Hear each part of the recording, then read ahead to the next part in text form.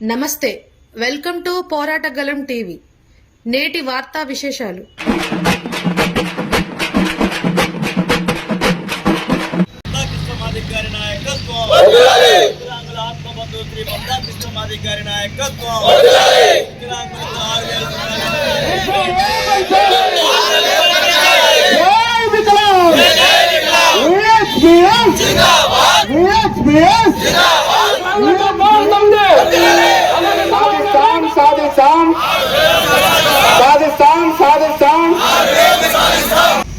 వికలాంగుల క్లబ్ పోరాట సమితి ఆధ్వర్యంలో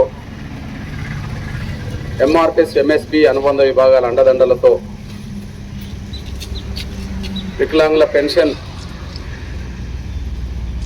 6,000కు పెంచుతామని ఇచ్చిన హామీని ఇప్పటికైనా అమలు చేయాలనే డిమాండ్తో మొత్తం చేయూత పెన్షన్దారులందరి పెన్షన్లని 4,000కు పెంచాలనే ఒక డిమాండ్తో ఈరోజు రాష్ట్ర వ్యాప్తంగా దీక్షలు మహాధర్నాల్లో భాగంగా ఖమ్మంలో జరుగుతున్న కలెక్టర్ కార్యాలయం ముందు జరుగుతున్న నా వికలాంగుల మరియు చేయూత పెన్షన్దారుల ధర్నాలో పాల్గొన్న నా సోదరులందరికీ ముందుగా ధన్యవాదాలు, అభినందనలు. మీకు చేయూతనిచ్చిన ఎంఆర్పిఎస్ ఎంఎస్పి మొత్తం అనుబంధ విభాగాల నాయకత్వానికి కూడా ధన్యవాదాలు. పాత్రికేయ ఎలక్ట్రానిక్ మీడియా మిత్రులకు ఉద్యమ నమస్సులు.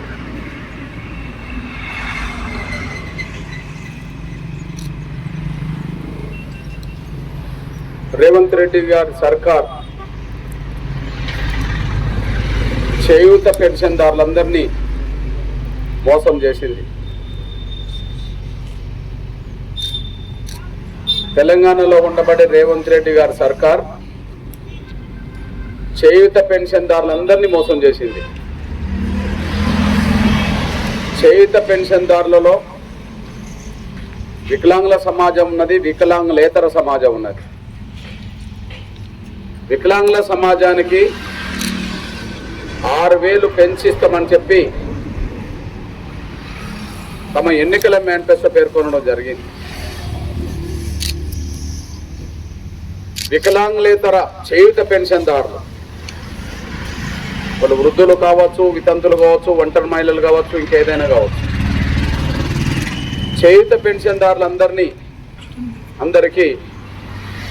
4,000 రూపాయల పెన్షన్ అమలు చేస్తామని చెప్పడం జరిగింది. ఎన్నికలకు ముందు సరిగ్గా ఒక బహిరంగ సభలో ముఖ్యమంత్రిగా కాకముందు శాసనసభ ఎన్నికల సందర్భంగా ఒక ముఖ్యమంత్రిగా కాకముందే రేవంత్ రెడ్డి గారు మాట్లాడుతూ ఒక నెల రోజుల్లో ఎన్నికలు జరుగుతున్నాయి కనుక మీరు ఇప్పుడు 2,000 తీసుకోవడం కంటే కాంగ్రెస్ను గెలిపించుకొని 4,000 తీసుకోండి, 6,000 తీసుకోండి అని చెప్పి ఎన్నికలకు ముందే మాట్లాడడం జరిగింది. ఇప్పుడు ఎన్నికలు జరిగినాయి, అధికారంలోకి వచ్చి ఇంకొక 15 రోజుల్లో సంవత్సరం దగ్గరకు వచ్చింది. ఇంకొక 15 రోజుల్లో సంవత్సరం అవుతున్నది. సంవత్సరం కాలం పాటు చేయూత పెన్షన్దారులందరికీ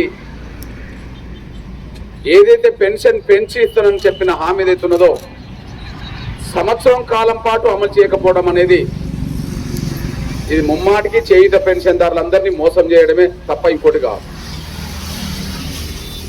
మనం దాదాపు మన వికలాంగుల క్లబ్ పోరాట సమితి 2007లో ఏర్పాటు చేసుకున్నాం.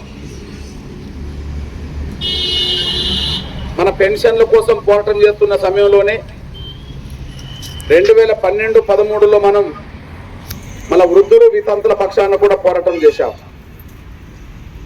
ముందు వికలాంగుల క్లబ్ పోరాట సమితి ఏర్పడే సమయంకు ఎంఆర్పిఎస్ మీకు బలంగా అండగా నిలబడితే వృద్ధుల వితంతుల పోరాటం మారేటప్పటికీ ఎంఆర్పిఎస్ విహెచ్పిఎస్ కలిపి వృద్ధుల వితంతుల పోరాటానికి నాయకత్వం వహించింది. విహెచ్పిఎస్ లేనప్పుడు విహెచ్పిఎస్కి ఎంఆర్పిఎస్ అండగా నిలబడ్డది.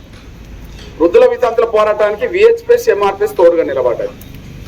అది 2012-13లో మనము ఉప్పల్లో జరిగిన సభ ద్వారా మనం నిరూపించాం, పెన్షన్ సాధించాం. ఇక్కడ చరిత్రను ఎందుకు గుర్తు చేస్తున్నానంటే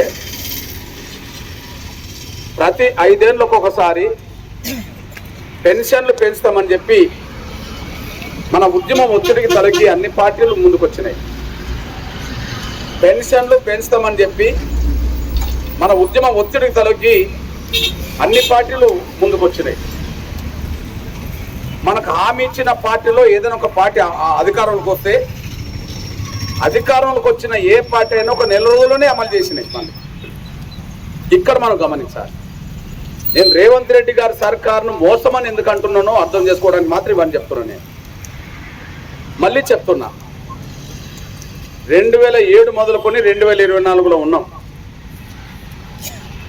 దాదాపు 17 సంవత్సరాలు.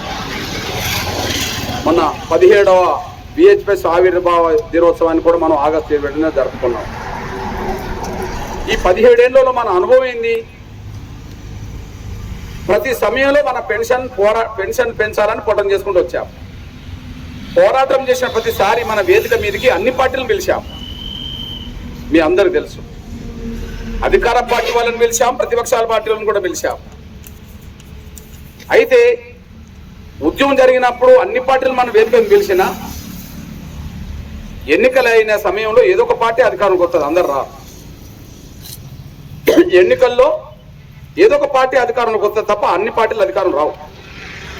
ఈ పరిస్థితిలో ఏ పార్టీ అధికారంలోకి వచ్చినా అంతకుముందే మన బహిరంగ సభలోకి వచ్చి హామీ ఇచ్చిన దాని ప్రకారం అధికారంలోకి వచ్చిన ఒక నెల రోజుల్లోనే ఆ పెన్షన్లన్నీ అమలు చేయడం మొదలుపెట్టినాయి. అన్ని గవర్నమెంట్లు ఒక నెల రోజుల్లో అమలు చేయడం మొదలుపెట్టేది. కానీ ఇక్కడ సంవత్సరమైనా అమలు కాలేదు. ఇది విషయం. అన్ని ఎగ్జాంపుల్, మన వికలాంగుల క్లబ్ పోరాట సమితి డిమాండ్ 200 రూపాయల పెన్షన్ ఉన్న సమయంలో 1500 పెన్షన్ పెంచాలని చెప్పి డిమాండ్ చేశాం. ఆ డిమాండ్ ముందుకు తీసుకెళ్తున్న సమయంలోనే మనం నవంబర్ 26 2007లో హైదరాబాద్ నగరంలో మొత్తం లక్షల మందితో మన మీటింగ్ పెట్టి ధర్నా చేశాం. ఆ ధర్నా చేసిన సమయంలో అప్పుడు ఎన్నికలు లేవు. ఆ ధర్నా చేసిన సమయంలో రాజశేఖర్ రెడ్డి గారు 200 నుంచి ఒక 500 రూపాయలు పెన్షన్ పెంచిండు. మనందరూ తెలుసు, 500 రూపాయలు పెన్షన్ పెంచిండు.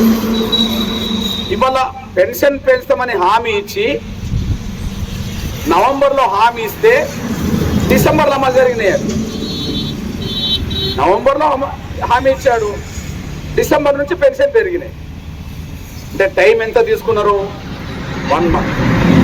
ఈ నెల హామీ ఇస్తే వచ్చే నెల అమలు జరిగింది. నంబర్ 1 గుర్తుంచుకోండి. తర్వాత పోరాటం జరుగుతున్న కొద్దీ, మనం ముందుకెళ్తున్న కొద్దీ మనం అంతిమంగా వృద్ధుల వితంతుల పెన్షన్ పెరగాలి, వికలాంగుల పెన్షన్ పెరగాలని డిమాండ్ చేసుకుంటూ వచ్చాం. మనం మొదటి నుంచేమో వికలాంగుల పెన్షన్ 1500, కానీ వృద్ధుల వితంతుల పెన్షన్ 1000 రూపాయలు. ఎందుకు 1000 రూపాయలు అన్నా? మనం 2004లో రాజశేఖర్ గారు 200 ఇస్తే 2009లో అదే 200 రూపాయలు పెన్షన్ ప్రోత్సహించాడు. 2014 వచ్చే సమయానికి అదే 200 పెన్షన్ వృద్ధుల వితంతులకు కిరణ్ కుమార్ గారు ఇచ్చారు. అంటే 10 ఏళ్ళు గడిచినా ₹1 పెరగలే పెన్షన్. 2004 మే నెలలో రాజశేఖర్ గారు ముఖ్యమంత్రిగా ప్రమాణ స్వీకారం చేశాడు, 200. 2014 మే నెల వరకు కిరణ్ కుమార్ గారు ముఖ్యమంత్రిగా ఉన్నాడు, 200. అంటే 10 ఏళ్ళు గడిచినా వృద్ధుల వితంతుల పెన్షన్లో ₹1 పెరగలేదు. కానీ ఎప్పుడైతే మనం హైదరాబాద్లో, ఎప్పుడైతే ఉప్పల్ దగ్గర మనం 10 లక్షల మందితో, ఎప్పుడైతే ఉప్పల్ దగ్గర 10 లక్షల మందితో మనం మీటింగ్ పెట్టామో అప్పుడు అన్ని పార్టీలు అధికారంలోకి వచ్చి, అన్ని పార్టీలు మన వేదిక మీదకి వచ్చినాయి. ఉప్పల్లో కాంగ్రెస్ వచ్చింది, బీఆర్ఎస్ వచ్చింది, టీడీపీ వచ్చింది, అన్ని పార్టీలు వచ్చినాయి. ఇక మనం గమనించాలి, హామీ ఇచ్చే సమయానికి కాంగ్రెస్ అధికారంలో ఉన్నది. 2012-13లో పెట్టాం మనం. అక్కడ 2013లో మనం మీటింగ్ పెట్టాం. ఏప్రిల్ 28న పెట్టాం, 10 లక్షల మంది పెట్టాం. అప్పుడు కేసీఆర్ గారిని రమ్మంటే ఈటల రాజేందర్ని పంపిండు మన ఉప్పల్ సభకు. చంద్రబాబు నాయుడు గారు రమ్మంటే చంద్రబాబు నాయుడు గారే వచ్చారు ఉప్పల్ సభకు. ఇక్కడ మీరు గమనించాల్సిన విషయం ఉంది. కేసీఆర్ గారిని నేను పోయి ఫామ్ హౌస్లో కలిసి మీరు రండి, ఈ పెన్షన్దారుల గురించి మీరు సహకరించండి అని అంటే, కృష్ణ నేను మీ డిమాండ్ ఒప్పుకుంటా కానీ నాకు ఆరోగ్యం సర్లేదు, నేను రాకపోయినా ఎవరినన్నా ఒక నాయకుడిని పంపుతారని చెప్పి ఈటల రాజేందర్ పంపాడు. రెండోది చంద్రబాబు నాయుడు గారిని పిలిస్తే ఆయన బిజీలో ఉండి కూడా ఏప్రిల్ 27, 2013లో పాదయాత్ర విశాఖపట్నంలో ముగించుకొని సరిగా మన మీటింగ్ రావడం కోసమే హైదరాబాద్ వచ్చి మన మీటింగ్ చేసుకుని వచ్చారు. ఇప్పుడు కాంగ్రెస్ వాళ్ళు వచ్చిండ్రు మన మీటింగు, సర్వే సత్యనారాయణ వచ్చిండు, హనుమంతరావు గారు వచ్చిండు, చాలామంది వచ్చేసారు. బీజేపీ నుంచి కిషన్ రెడ్డి గారు వచ్చారు, సిపిఎం నాయకులు వచ్చారు, న్యూ డెమోక్రసీ నాయకులు వచ్చారు. అదే సమయంలో వైఎస్ఆర్సీపీ పార్టీ నాయకులు కూడా వచ్చేసారు. కానీ మన అందరికి ఏం హామీ ఇచ్చిండ్రు? ఆ వేదిక మీద ఏం హామీ ఇచ్చిండ్రు? అంటే వికలాంగుల పెన్షన్ 1500 అమలు చేస్తాం, వృద్ధులకు సంతల పెన్షన్ 1000 రూపాయలు అమలు చేస్తామని చెప్పేశారు. ఓకే, మన డిమాండ్లను సరిగ్గా అక్కడ ఆమోదించాం. ఆ డిమాండ్లు ముందుకు తీసుకెళ్తున్న క్రమంలో ఎన్నికలు వచ్చినాయి. ఆ డిమాండ్లే వాళ్ళు ఎన్నికల మేనిఫెస్టో పెట్టారు. మన వేదిక మీద ఏ హామీలు ఇచ్చిండ్రో గవే ఎన్నికల మేనిఫెస్టో పెట్టారు. ఎన్నికల మేనిఫెస్టో పెట్టిన తర్వాత ఇప్పుడు మీరు గమనించండి, ఎన్నికల మేనిఫెస్టో పెట్టినాక మీరు గమనించండి, 2014 జూన్ నెలలో ఇక్కడ కేసీఆర్ గవర్నమెంట్ ఏర్పడింది 2వ తారీఖు. 2014 జూన్ 8న చంద్రబాబు ప్రభుత్వం అక్కడ ఏర్పడ్డది. అంటే మన వేదిక మీదకి వచ్చిన 10 పార్టీల్లో 2 పార్టీలు అధికారంకి వచ్చినాయి. ఆడ టీడీపీ, ఈడ టీఆర్ఎస్. ఓకే, వేదిక మీదకి వచ్చిన హామీ ఇచ్చిన దాని ప్రకారంగా జూన్ నెలలో అధికారంకి వచ్చి జూలైలోనే ఇక్కడ కేసీఆర్ 1000 రూపాయలు ఇచ్చిండు, 1500 రూపాయలు ఇచ్చిండు ఇక్కడ మనకు. ఓకే, ఆడ చంద్రబాబు నాయుడు గారు జూన్ నెల నుంచే ఇచ్చేసిండు. ఇక్కడ ఒక నెల ఆలస్యమైంది, అక్కడ నెల కూడా ఆలస్యం కాదు. ఆడ జూన్కే వర్తింపజేసిండు, ఇక్కడ ఒక నెల ఆలస్యం చేసిండు. అంటే అప్పటి నుంచి మీరు చూడండి, 2014 తర్వాత 18 ఎన్నికలు వచ్చినాయి. ఇక్కడ 2018 ఎన్నికలు వచ్చిన తర్వాత 1500 పెన్షన్ వికలాంగులై 3000 అన్నాడు. మనం ఒప్పించుకున్నాం. 1000 రూపాయల వృద్ధులకు అంత పెన్షన్ 1000 రూపాయలు అయింది, మనం ఒప్పించుకున్నాం. ఇక్కడ మళ్ళీ కేసీఆర్ రెండోసారి అధికారికి వచ్చాడు. రెండోసారి అధికారికి వచ్చిన మొదటి నెల నుంచే ఇక్కడ పెన్షన్ అమలు జరిగింది. ఆడ జగన్మోహన్ రెడ్డి గారు వచ్చినప్పుడు ఆయన కూడా అమలు చేశాడు, పెన్షన్ యథావిధిగా పెన్షన్ అమలు చేశాడు. ఇక్కడ ఆ నెల నుంచే వర్తింపజేశారు. ఇప్పుడు 2023లో ఇక్కడ ఉన్నాం, 2024 అక్కడ ఉన్నాం. 2023లో డిసెంబర్లోనే ఇక్కడ అధికారానికి వచ్చిండు. మరి 2023 డిసెంబర్లో అధికారానికి వచ్చినప్పుడు పెన్షన్ పెంచుతామని హామీ ఇచ్చింది ఎప్పుడు? సెప్టెంబర్లో ఇచ్చిండు, అక్టోబర్లో ఇచ్చిండు, మేనిఫెస్టోలో పెట్టిండ్రు. ఇప్పుడు మీ అన్నగా చెప్తున్నా, ఇక్కడ 2023 అక్టోబర్లో హామీ ఇచ్చిండు, డిసెంబర్లో అధికారానికి వచ్చిండు. అక్కడ చంద్రబాబు నాయుడు గారు ఏప్రిల్లో హామీ ఇచ్చిండు, జూన్లో అధికారానికి వచ్చిండు మొన్న. ఇక్కడ మీరు గమనించండి, చంద్రబాబు నాయుడు గారు అక్కడ ఏప్రిల్లో హామీ ఇచ్చిండు, జూన్లో అధికారానికి వచ్చిండు. ఇక్కడ అక్టోబర్లో హామీ ఇచ్చిండు, డిసెంబర్లో అధికారానికి వచ్చిండు. 2023 అక్టోబర్లో మనకు హామీ ఇచ్చిండు, డిసెంబర్లో అధికారానికి వచ్చిండు. 2024 జూన్లో అక్కడ హామీ ఇచ్చిండు, ఏప్రిల్లో హామీ ఇచ్చిండు, జూన్లో అధికారానికి వచ్చిండు. ఇక్కడ అక్టోబర్లో హామీ ఇచ్చిన దాని ప్రకారంగా డిసెంబర్లో అధికారానికి వచ్చిన కాంచి లెక్కలేసుకున్నా మళ్ళా డిసెంబర్ నాటికి సంవత్సరం పాటు జరిగింది. పెన్షన్ అన్న ₹1 కూడా పెన్షన్ పెంచకుండా మనల్ని మోసం చేసుకుంటూ వచ్చిండు రేవంత్ రెడ్డి గారు. మరి ఆంధ్రప్రదేశ్లో ఏం జరుగుతుంది? ఆంధ్రప్రదేశ్లో ఏం జరిగింది? ఆంధ్రప్రదేశ్లో ఏప్రిల్లో హామీ ఇచ్చిండు చంద్రబాబు నాయుడు గారు, జూన్లో అధికారంకి వచ్చిండు. జూన్లో అధికారంకి వచ్చిన చంద్రబాబు నాయుడు గారు ఏప్రిల్ నెల నుంచే పెన్షన్ పెంచింది అమలు చేస్తున్నాడు. ఏప్రిల్ నెల నుంచే అంటే అధికారంలోకి వచ్చిన కాంచి పెన్షన్ ఇస్తలేడు ఆయన. హామీ ఇచ్చిన నెల రోజుల నుంచే పెన్షన్ ఇస్తున్నాడు ఆయన. హామీ ఇచ్చింది ఏప్రిల్లో, అధికారంకి వచ్చింది జూన్లో, అధికారంకి వచ్చే చంద్రబాబు నాయుడు ఏప్రిల్ నుంచే ఇచ్చిండు.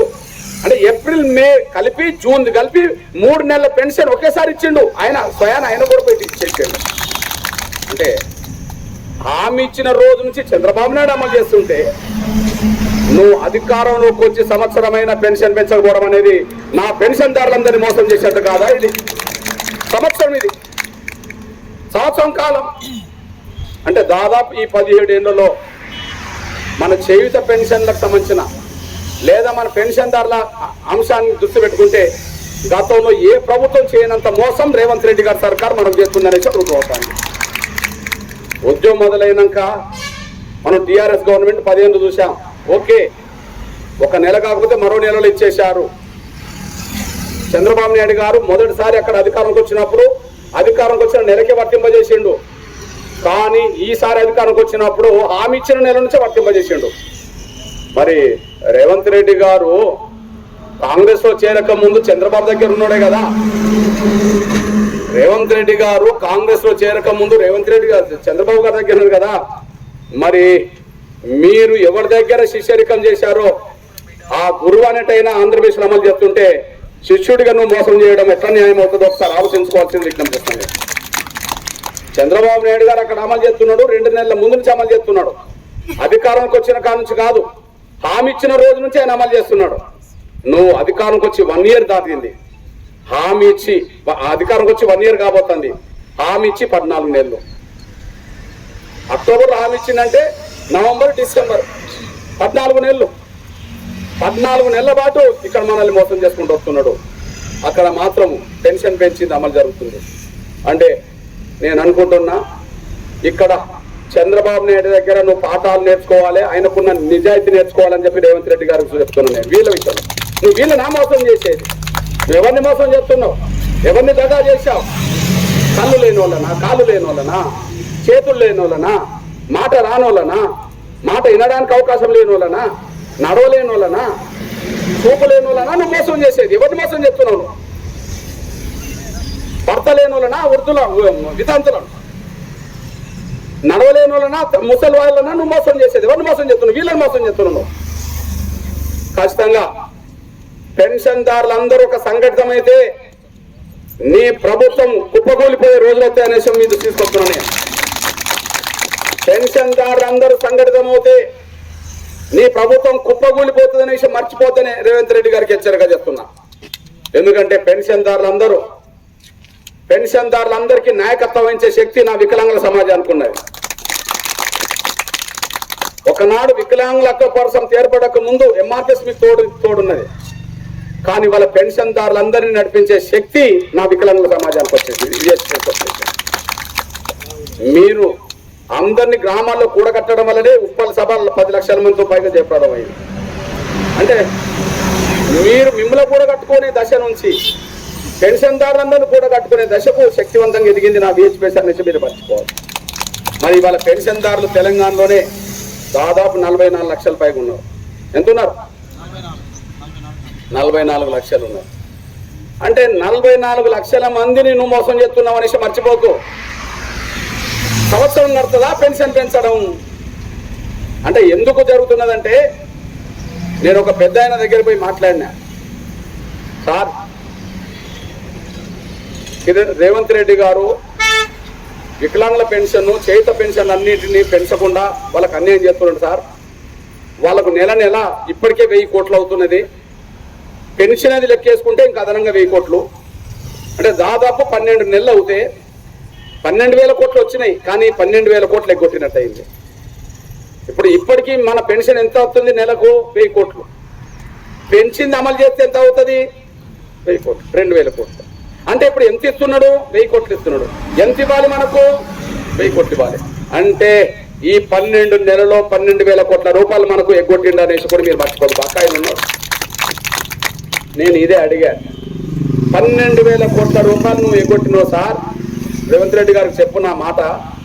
రేపు నా వికలాంగుల సమాజం ఎంఆర్పిఎస్ అంతా రోడ్డు ఎక్కితే నా వికలాంగుల సమాజమే రోడ్ ఎక్కదు, మొత్తం పెన్షన్దారులందరినీ రోడ్ ఎక్కించే శక్తి నా వికలాంగుల సమాజానికి వచ్చింది చైతన్యం. దయచేసి దీనికంటే ముందే నువ్వు పెన్షన్ పెంచినట్టుగా చూడు అంటే నెలకు 1000 కోట్లు కదా కృష్ణ, వీళ్ళకి ఇచ్చేది రైతు రుణమాఫీ ఇచ్చినట్టున్నది అని అన్నాడు. ఎవరికి? రైతు రుణమాఫీ ఇచ్చినట్టున్నది అన్నాడు. ఇప్పుడు రైతు రుణమాఫీ కింద ఎన్ని వేల కోట్ల రూపాయలు ఖర్చు అయిందో, వాళ్ళకి రుణమాఫీ చేశారో ఆ డబ్బు మన వికలాంగ సమాజాన్ని పెన్షన్దారులను కూడా మీరు మర్చిపోతాను లేదా ఎక్కడి డిసెంబర్ నుంచే 1000 కోట్ల రూపాయలు మనకు వచ్చినాయి అనుకో, ఈ 12 నెలల్లో 12,000 కోట్లు కదా, మరి వాళ్ళకు బకాయిలు రద్దు చేసింది కూడా ఒక 10,000 కోట్లు కదా. అంటే ఎవరి సొమ్ము ఎవరికి ఇచ్చిండు? నేను అదే అన్నా ఆయనను, మరి ఎవరి సొమ్ము సార్ వాళ్ళది? అంటే భూములు ఉన్నోళ్ళు అప్పులు చేసుకుంటే అప్పులు కట్టడానికి వీళ్ళ సొమ్ము అసారు తీసేది మీరు. రైతులు అంటే ఎవరు? భూములు ఉన్నోళ్ళు. రైతులు అంటే ఎవరు? భూములు ఉన్నోళ్ళు. భూములు ఉన్నోళ్లకు పంటలు పండితే వాళ్ళ కుటుంబాలు బాగుపడతాయి. పంటలు నష్టం వచ్చిందనుకో, అప్పు చేసిందనుకో, లాభం వచ్చినప్పుడు వాళ్ళు అనుభవిస్తున్నప్పుడు అప్పు చేసిన వాళ్ళు కట్టుకోవాలి కదా. పోనీ వాళ్ళు కట్టుకోలేని గవర్నమెంట్ కడుతుంది అనుకుంటే మాకు అభ్యంతరం లేదు, కానీ ఆ గవర్నమెంట్ కట్టేటప్పుడు నా వికలాంగుల సొమ్ము తీసుకు వాళ్ళు గవర్నమెంట్ కడుతుందా? నా పెన్షన్దారుల సొమ్ము తీసి గవర్నమెంట్ కడుతుందా? వాళ్ళకు ఎవరి సొమ్ము ఎవరికి ఇస్తున్నావు? అంటే కాళ్ళు లేని వాళ్ళ, చేతులు లేని వాళ్ళ, కళ్ళు లేని వాళ్ళ డబ్బు తీసి భూములు ఉన్న వాళ్ళకి ఇస్తావాను? ఇదేం పద్ధతి? ఇదేం ఆలోచన? ఇదేం దుర్మార్గం? అంటే గట్టిగా ఇన్నేళ్లు గడుస్తున్నాయి, ఒక ప్రతిపక్షం అనే స్థాయి ఇక్కడ లేరు. ప్రతిపక్షం అనేది ఉంటే ఒక సంవత్సరం చూస్తుందా? వికలాంగుల పెన్షన్, చేయుత పెన్షన్ పెండింగ్ లో ఉంటే ఈడ ప్రతిపక్షాలు కూడా కరెక్ట్ పనిచేస్తలేవు. మన కళ్ళ ముందు కనిపిస్తుంది కదా, ఏదేదో విషయాలు మేము మాట్లాడుతున్నాయి ప్రతిపక్షాలు.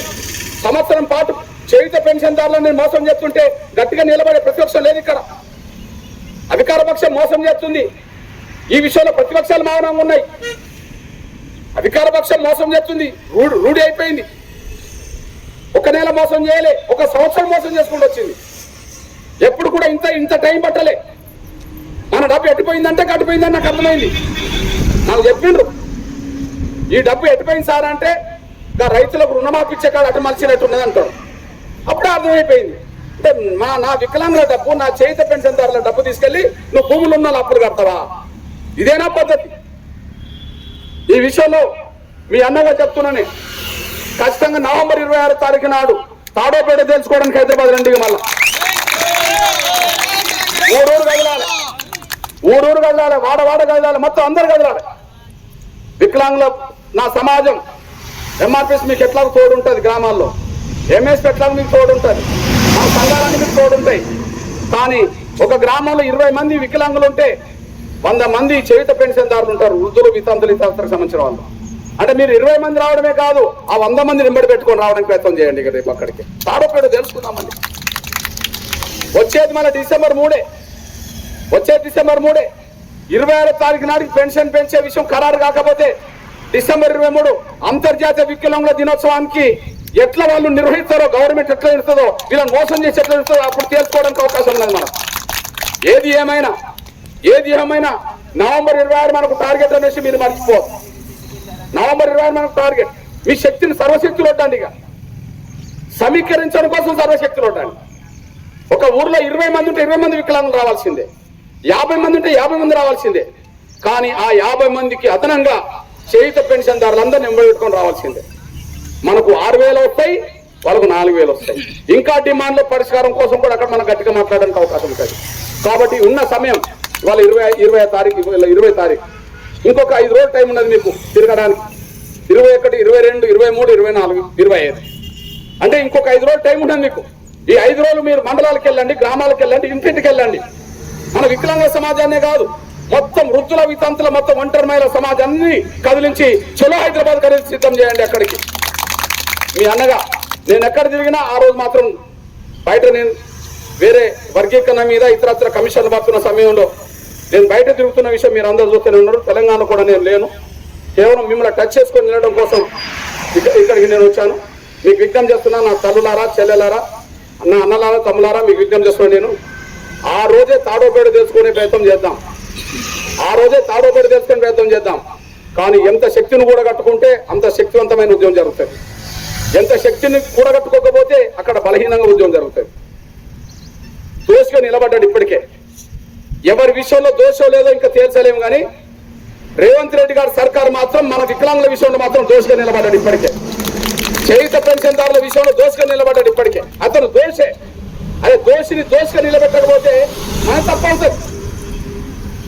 దోషిని దోషిగా నిలబెట్టకపోతే మన తప్పు అవుతుంది. అతను దోష అనే విషయం తేలిపోయింది. రేపు కనుక మనం లక్షల మందితో కనుక అక్కడ వికలాంగుల సమాజం, వృద్ధుల సమాజం ఒక రాగలిగితే ప్రతిపక్షాలన్నీ మన కండగా నిలబడతాయి, మన ఇద్దరు కండగా నిలబడతాయి. అప్పుడు తాడబడి తెలుసుకోవడానికి మనకు అవకాశం ఉంటుంది. వాడు మీకు విజ్ఞప్తి చేస్తున్నా, దయచేసి ఈ 5 రోజుల సమయం ఇప్పుడు మీరు వెంటనే ఇందాలకి వెళ్ళండి. ఇందాలకి కాల్చి మీరు సమయం వృధా చేయద్దు. ఏ ఊర్లో ఎంతమంది వికలాంగుల సమాజం ఉన్నదో అందరినీ కూడా కట్టండి. ఆ ఊర్లో చేయుత పెన్షన్దారులు ఎంతమంది ఉన్నారో వాళ్ళందరినీ నాయకత్వం వహించండి. మీరు సాయం కోరితే ఏ పార్టీ అయినా అక్కడ మీకు ఒక వాహనం పెడతారు, ఏ సంఘం వాళ్ళైనా ఆ వాహనం పెడతారు. లేదా ఎంఆర్పిఎస్ తోడ్పాటు కూడా అక్కడ వాళ్ళతో వీళ్ళతో సహకారం తీసుకునే కాడ మీకు ఉంటుంది. దయచేసి విజ్ఞప్తి చేస్తాను నేను. ఎంఆర్పిఎస్ ఎంఎస్పీ నాయకత్వం మీకు తోడు ఉంటాయి.